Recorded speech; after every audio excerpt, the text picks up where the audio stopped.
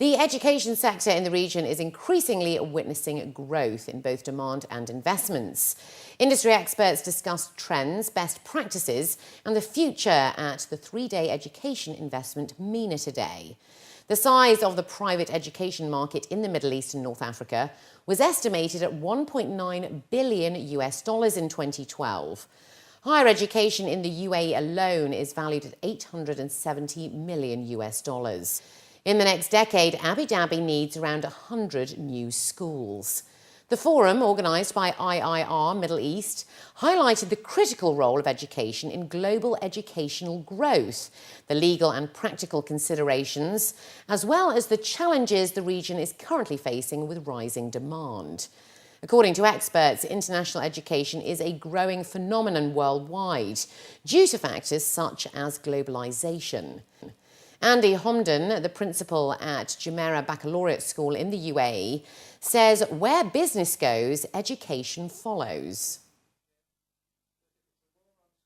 I think as the sector matures in this part of the world, and in Dubai in particular, it will mean that you will get other institutions being established, like more teacher training colleges. You will be getting a relationship bringing on people into education, not only brought in from overseas, but recruited more and more locally.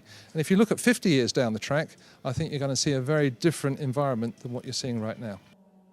The growth across the region is reflected in various areas of the education sector. Saudi Arabia has a $384 million training market. Oman has seen a 16% rise in private school enrolment, and the UAE has seen an 11% rise in private college enrolments.